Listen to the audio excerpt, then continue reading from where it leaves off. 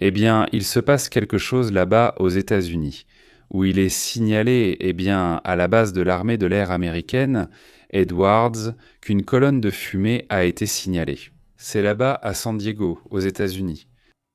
Et regardez, un peu plus tard, cela s'est été signalé, cette situation terrible.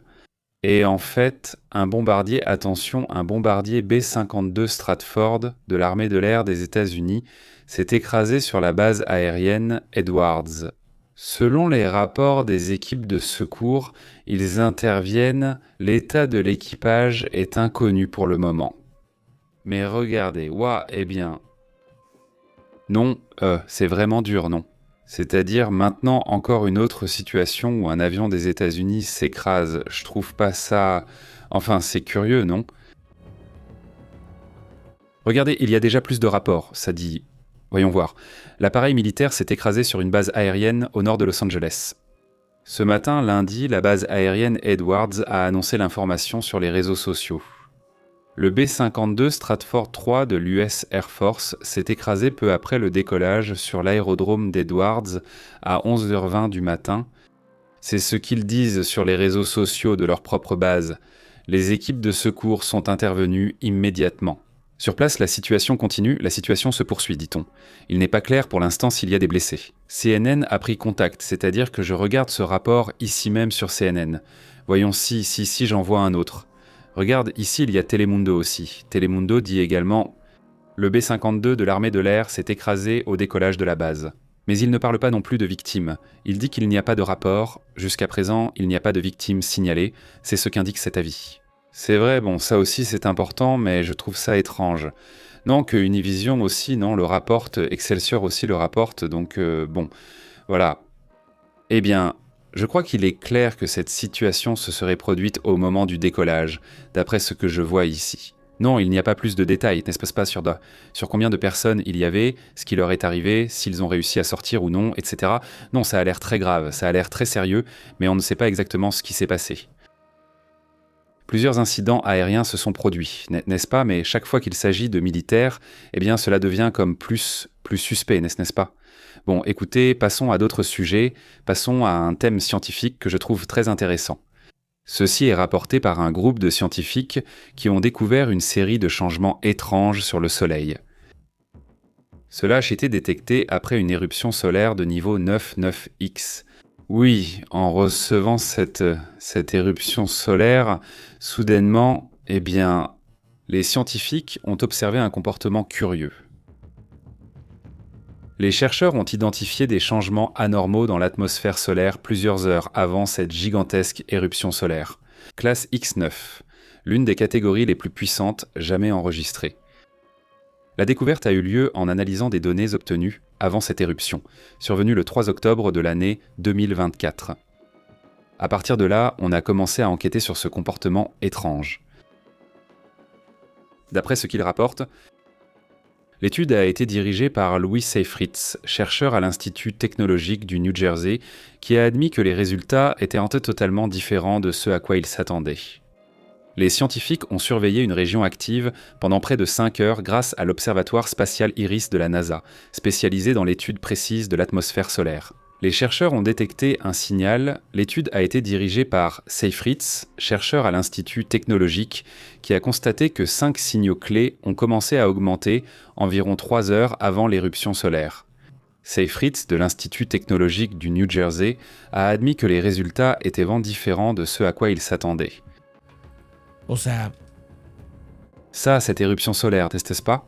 Cette éruption solaire, en tout cas, ce qui la rend intéressante ou ce qui attire l'attention, c'est que c'est comme une sorte d'avertissement, pas un avertissement préalable à cela. À un événement, à une forte tempête solaire, n'est-ce pas ? À une forte réaction, n'est-ce pas ?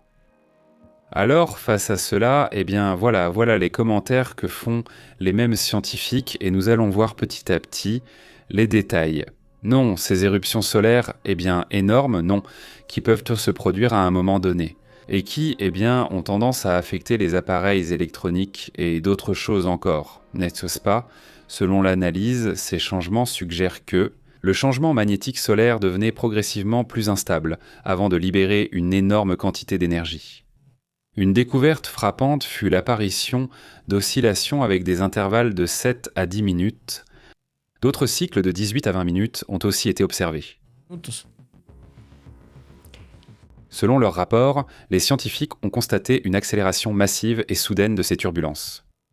Et ils indiquent que cela pourrait aider à comprendre comment on vit. Ce type d'éruption solaire est pas seulement cela, mais aussi la possibilité de les prédire plus tôt ou avec davantage de certitude. Il dit, oui, pour commencer, la taille de ces éruptions solaires, n'est-ce pas ? La recherche a été publiée dans la revue scientifique Solar Physics et représente l'une des tentatives les plus prometteuses pour comprendre ce qui se passe exactement avant les éruptions du Soleil. Avant les projections ou les tempêtes solaires graves, nous pourrions avoir des rapports indiquant que quelque chose de grand arrive des heures avant que cela ne se produise sur le Soleil. Cela nous donnerait donc encore plus d'heures pour nous préparer sur Terre, au cas où il serait nécessaire de se préparer, n'est-ce pas ? Eh bien voilà le sujet, je trouve ça super intéressant.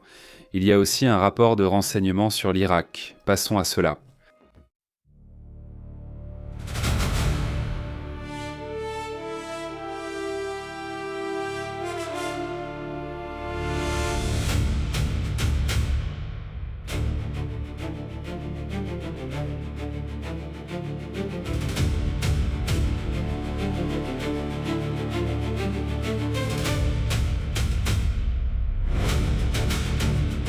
Voyez-vous, les soi-disant faucons d'Iran seraient furieux à cause de l'accord et, eh bien, ils chercheraient à se venger, n'est-ce pas ?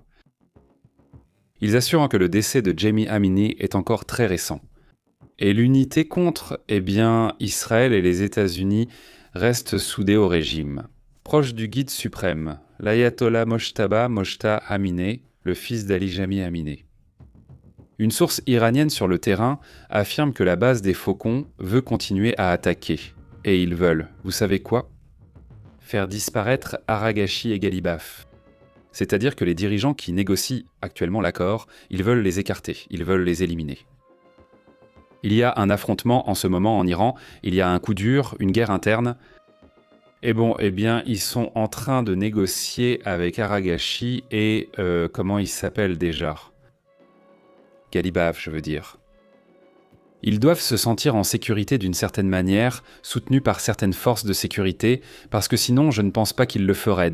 C'est-à-dire qu'ici, il y a un affrontement de pouvoir au sein d'un pays qui a un secteur très radicalisé et un secteur, disons, un peu moins radicalisé, un peu plus modéré.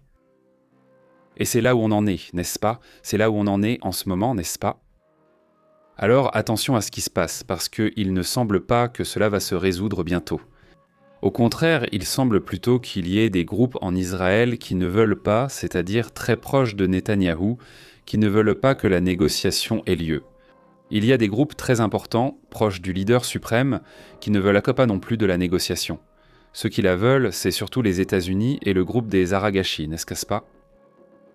Qui voudrait déjà parvenir à une négociation, qui voudrait arriver à un accord, n'est-ce pas ?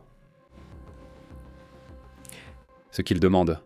Ce sont les lignes rouges de l'un et de l'autre, donc c'est très difficile. Je veux dire...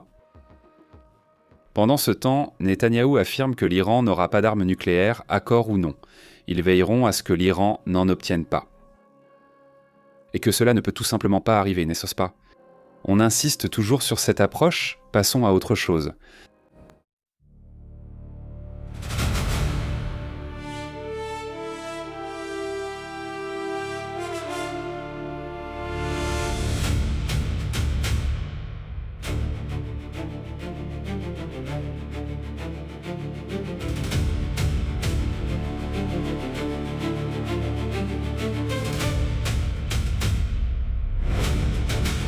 Écoutez, passons aussi à d'autres sujets importants. Regardez, il y a déjà un rapport que nous attendions, il y a déjà le rapport dont je vous parlais sur l'Ebola. Et regardez, eh bien, ce n'est pas très positif, n'est-ce pas ? À vrai dire, je pensais que c'était peut-être déjà un peu plus sous contrôle, mais apparemment, eh bien, on ne connaît même pas l'ampleur du problème. Dans la nouvelle phase qu'ils appellent d'incertitude dans la zone et de la République démocratique du Congo, il y a une série de défaillances dans les contrôles où tout simplement on ne connaît pas l'ampleur du problème. On ignore combien de personnes sont mortes ou contaminées par l'Ebola. L'épidémie dans l'est de la République démocratique du Congo dure déjà depuis plus d'1 mois. Et cela depuis la confirmation officielle, car ils estiment qu'elle pourrait dater de janvier, soit janvier, février, mars, avril, mai, juin, donc 6 mois théoriquement. C'est pourquoi l'ampleur reste floue. Les chiffres officiels font état de 782 cas confirmés et de 181 décès confirmés. Attention, il y en a beaucoup plus, mais ce sont les cas confirmés, ce qui en fait la 3e épidémie d'Ebola la plus meurtrière jamais enregistrée dans l'histoire. Pour l'instant, jusqu'à présent, c'est la 3e plus grande et la plus meurtrière de toute l'histoire. Donc oui, c'est une affaire grave et dont nous ne connaissons pas l'ampleur. J'insiste, donc cela pourrait être plus grave qu'on ne le pense, n'est-ce pas ? Médecins sans frontières alertent déjà sur ces chiffres qui pourraient être, c'est-à-dire ceux dont je parle, bien en dessous de la réalité, n'est-ce pas ? Autrement dit, les chiffres doivent être bien plus élevés, dit Médecins sans frontières. Autrement dit, les équipes médicales sont actuellement confrontées à de graves retards pour recevoir les résultats du laboratoire. Quand ils les reçoivent, il est déjà trop tard. Donc, ils ont besoin de rapidité. Les responsables sanitaires congolais reconnaissent qu'il existe une énorme difficulté à coordonner et à harmoniser les informations provenant des laboratoires hospitaliers avec les équipes de surveillance épidémiologique. C'est donc uniquement un problème de contrôle. Cela provoque à la fois des doublons de cas, par exemple, mais aussi la disparition de certains enregistrements, ce qui génère une image incomplète de la progression réelle du virus et fait qu'on ne sait pas exactement ce qui se passe. L'ampleur du phénomène reste un mystère. À ce stade, figurez-vous, même pas ça, même pas l'ampleur, n'est-ce pas ? L'OMS, l'Organisation mondiale de la santé, avertit que les attaques contre les équipes funéraires et le refus des protocoles sanitaires mettent davantage de personnes en danger. Bien sûr. S'ils ne veulent pas suivre les protocoles, s'ils veulent qu'à les enterrer comme bon leur semble, sans aucun protocole non plus, en emportant et en volant les corps de leurs proches, etc. Eh bien c'est compliqué, n'est-ce pas ? L'infrastructure sanitaire est sous une énorme pression. Il dit simplement qu'il n'existe que 14 installations de traitement pour faire face à cette épidémie à l'intérieur, eh bien du Congo, n'est-ce pas ? Elle touche déjà 31 zones différentes, 31 secteurs, disons. Et donc, face à cela, les médecins sans frontières avertissent que la fenêtre pour contenir l'épidémie est en train de se refermer. S'il n'est pas vite contenu, il s'étendra bientôt à d'autres pays. Attention à cela, attention à ce sujet, soyez attentifs à ce qui se passe dans ce reportage. Et bon, passons aussi à d'autres sujets intéressants.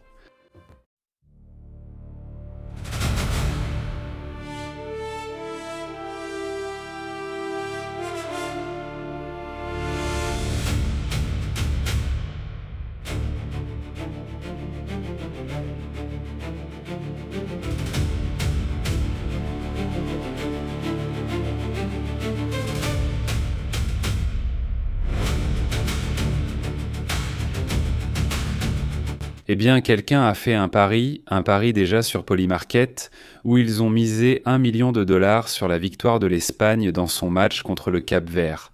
N'est-ce pas ? C'est comme s'il avait dit « Non, je vais assurer le coup ». Et alors, devinez ce qui s'est passé ? L'Espagne a fini sur un 0-0 contre le Cap-Vert. Mais le Cap-Vert, ça vaut quoi au football ? Sérieusement. Ils sont bons au football ?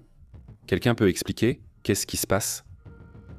Espagne contre Cap-Vert, 0 à part le score, c'était vraiment ennuyeux.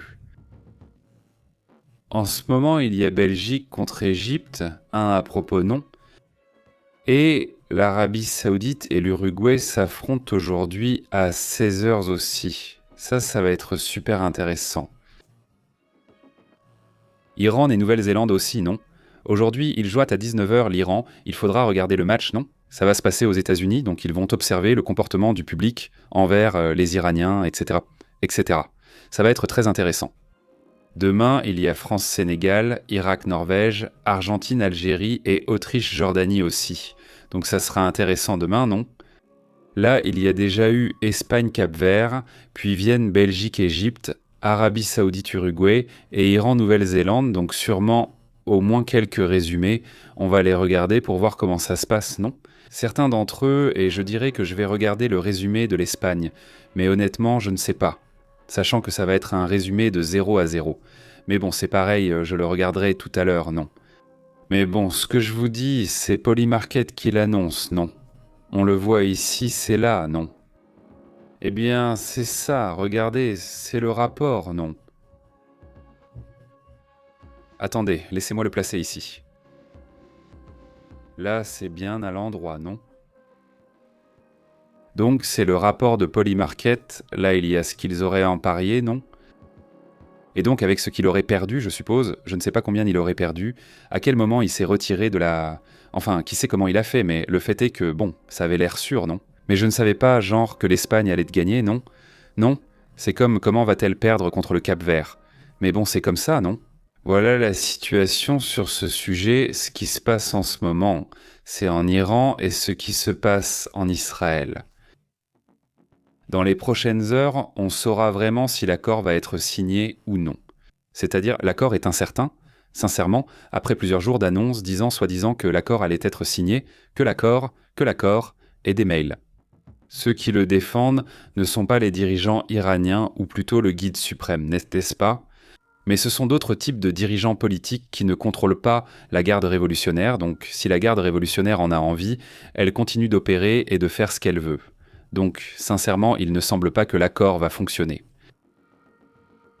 Malgré les annonces, n'est-ce pas? Malgré tous les avertissements et tout ce qui a été dit, n'est-ce pas? Pendant ce temps, Donald Trump affirme en ce moment que les navires chargés de pétrole sortent d'Ormuz. Le président américain Donald Trump a déclaré ce lundi que de nombreux navires, dont plusieurs transportant du pétrole, commencent à quitter le détroit d'Ormuz. Et il s'est dit confiant, tout sera prêt d'ici vendredi, dès que le déminage sera terminé. Il disait aujourd'hui qu'il restait encore quelques mines, qu'il y avait 2 ou 3 mines par là, quelque chose comme ça. Enfin, je ne sais pas si c'est 2 ou 3 mines, mais il y a encore des mines. Donc c'est justement pour cela que l'ouverture complète va être un peu retardée, non? En théorie, on s'attend à ce que cela arrive, non? Le guide suprême a publié un message alors qu'ils sont en route pour le sommet du G7 à Évian, en France, qui va effectivement avoir lieu demain, après-demain. Mercredi, c'est le jour où cette réunion internationale se tient, n'est-ce pas? Un sujet qui va comporter de nombreux messages géopolitiques très intéressants, donc il faut aussi rester attentif à cette situation, n'est-ce pas? Les navires commencent à quitter le détroit d'Ormuz, beaucoup d'entre eux chargés de pétrole, dit Trump en direction de la route du Sud, c'est-à-dire en sortant d'Ormuz apparemment, n'est-ce pas? Nous verrons cela et nous le confirmerons au fur et à mesure. En attendant, passons à d'autres sujets importants.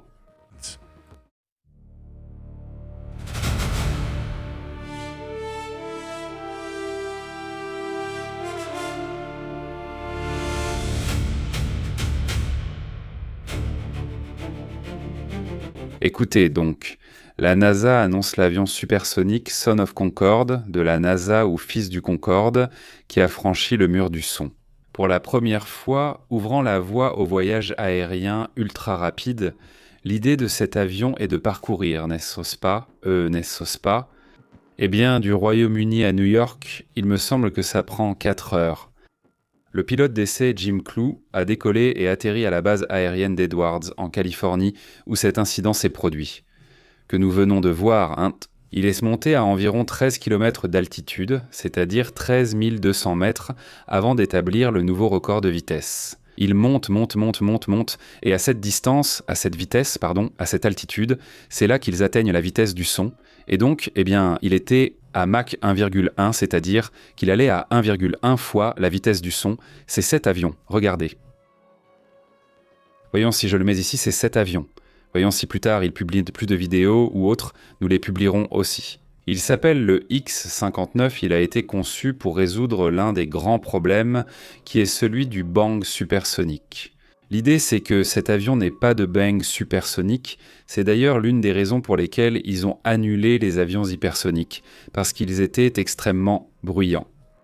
Donc ils ne peuvent pas franchir le mur du son à moins d'être en dehors du territoire, là-bas au-dessus de la mer ou des choses comme ça. Donc cet avion, en théorie, ne fait pas ce bruit, c'est-à-dire pas le bang sonique pour ainsi dire. Le bang sonique est très léger, on le remarque à peine comparé à d'autres types d'avions qui, eux, font un vrai bang sonique. Ils peuvent même faire éclater les tympans, abîmer l'ouïe des gens, casser des vitres, enfin bref, ça pose vraiment toute une série de problèmes, non ?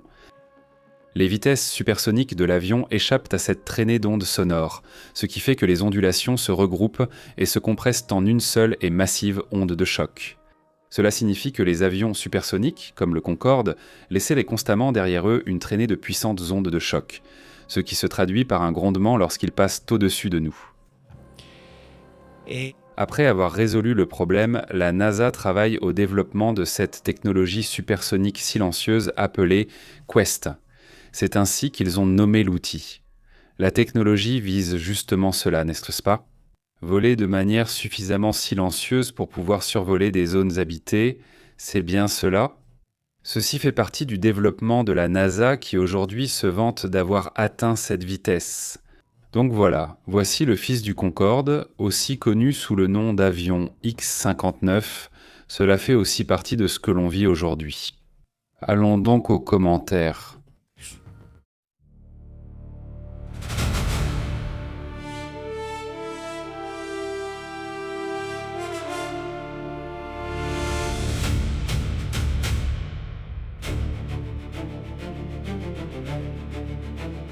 Merci beaucoup de vous être abonné, merci beaucoup à toute la communauté qui est déjà abonnée, merci pour cela, dit-il.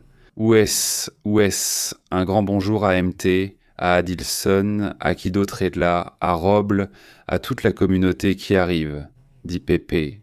Le président Trump a-t-il dit qu'il se moquait d'un changement de régime ? Hier, on en parlait sur MT, tu vois, il disait que ça ne lui importait pas, non ? Leonardo Pep dit que le changement ne l'intéressait pas, que ce n'était pas prévu. Je suis en Argentine. Lors de la dernière Coupe du Monde, le premier match, ils ont perdu contre l'Arabie Saoudite et ensuite ils ont fini par gagner la Coupe du Monde. Et c'est vrai, je ne m'en souvenais pas. Quel bon commentaire, parce que parfois, bien sûr, il peut arriver qu'on fasse un mauvais match, n'est-ce pas ? C'est-à-dire, et puis tout d'un coup, tout remonte, n'est-ce pas ? C'est un bon point et bon... Tout n'est pas encore joué avec l'Espagne, donc il ne faut pas croire que l'Espagne ait fait match nul. Ça ne veut pas dire grand-chose non plus, même si c'est le Cap-Vert, mais bon, voilà, c'est ça maintenant. Je ne me rappelle plus jusqu'où il est allé, mais ce que dit Leonardo est intéressant, n'est-ce pas ? Dani Daniel, salutations aussi d'Argentine. Dani Daniel, comment vas-tu ? Salut. Merci beaucoup pour ton soutien, Mercedes Garcés, salutations comme toujours. Merci beaucoup aussi à Anna Del Dicarte, salutations. Sol Garcia, Mauro, comment vas-tu ? Un immense salut à tous, merci de vous être abonnés. Et il dit « Pour ce genre de personnes, la guerre est déjà un modus vivendi », dit Mauro. Oui, bon point là. Ce Cebola, comment vas-tu ? Eva va, Maravisi, salutations, comment vas-tu Eva ? Salut et salutations depuis l'Espagne, comment vas-tu ? Eddie aussi. Il dit « Je soupçonne que Poutine et Trump sont des extraterrestres, reptiliens, gris, andromédiens et tout le reste, non ? Eh bien, salutations Eddie, comment vas-tu ? Salut. Il dit « Je dois chercher une vidéo, on ne me la donne pas, c'est-à-dire, ça ne passe pas automatiquement, ça ne passe pas automatiquement. » Est-ce que ça marche ? C'est sur les téléphones portables ou ailleurs que ce truc fonctionne automatiquement ? N'est-ce pas ? Normalement, on l'a programmé pour que ça parte automatiquement, grâce à l'outil proposé par YouTube. Tu passes d'un live à un autre, enfin, mais apparemment ça ne marche pas pour tout le monde, n'est-ce pas ? Santé, Rosalinda, super, salutations. Qui d'autre est là ? Voyons voir. Il dit « Ok, salut, Roble ». Il dit « Je ne sais pas où est-ce que c'est ». Leonardo dit « Ce n'est pas de la méfiance, mais cela me semble étrange. Ces soi-disant accidents d'avion, plus les soi-disant accidents où il y a eu des explosions et d'autres choses, honnêtement, oui. Enfin, non, vraiment. Ça me paraît comme si tout arrivait trop rapproché, non ? C'est-à-dire, ce n'est pas que c'était quelque chose de séparé, mais on dirait que tout est arrivé trop rapproché. Mais bon, voyons voir ce qui sera rapporté plus tard. C'est tout récent, l'incident a eu lieu vers 11h30. On en reparlera tout à l'heure pour suivre l'évolution de la situation. D'accord ? Bon, on revient tout à l'heure. Le rapport sur l'Ebola qu'on attendait est déjà là, ainsi que d'autres sujets dont on parlera sûrement plus tard. La pluie a commencé, mais on a pu transmettre sans problème. Une tempête intense pourrait provoquer des coupures de courant. Donc je voulais finir avant que ça ne devienne trop intense. Je veux dire, j'espère que ça n'arrivera pas, mais bon, écoutez, une énorme accolade, que tout aille bien pour nous. On se reparle tout à l'heure, merci de vous être abonné. Je vous retrouve dans un petit moment. À bientôt.